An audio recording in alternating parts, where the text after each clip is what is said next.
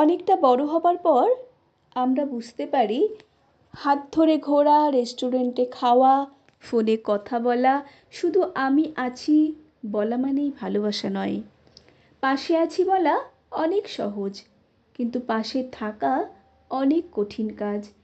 একমাত্র অসুস্থতায় বোঝা যায় তোমার গুরুত্ব কার কাছে ঠিক কতটা। এই সময় যারা পাশে থাকে তারাই তোমার আপনজন। তাদেরকে রেখে দিও, আর বাকিদেরকে ফেলে দাও বাতিলের খাতায়।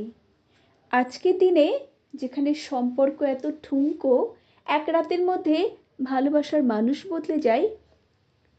যাই হোক করে প্রেমিক প্রেমিকার দোষ খুদ বের করে বেটার মানুষের লোভে যেখানে সম্পর্ক ভাঙা খুব সহজ, কমিটমেন্টের সময় আসলে বাবা মানছে না, মা মানছে না, কিংবা উই আর জাস্ট ফ্রেন্ডসের দুনিয়ায় কিছুক্ষণ সব্যসাচী সৃজনা হয়, যারা কিনা রেডিয়েশনে চুল উঠে যাওয়া প্রেমিক প্রেমিকার কপালে চুমু খায়, ইঞ্জেকশন দেওয়া জায়গাতে হাত বুলায়, নিজে হাতে খাইয়ে দেয়, গল্প বলে ঘুম পাড়ায়, যন্ত্রণায় ছটফট করলে সন্তানের মতে বুকে আগলে নেয়, যে কিনা প্রতি মুহূর্তে হারানোর ভয় পায়, ভয়ে ভয়ে দু চোখের পাতা এক না করে অনর্গল আরোগ্য কামনা করতে থাকে, তার জন্য তোমাদেরকে ফিরতেই হবে।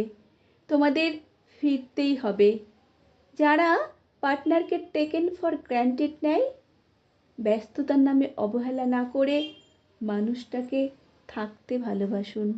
সংগৃহীত কণ্ঠে আমি সুমিত্রা।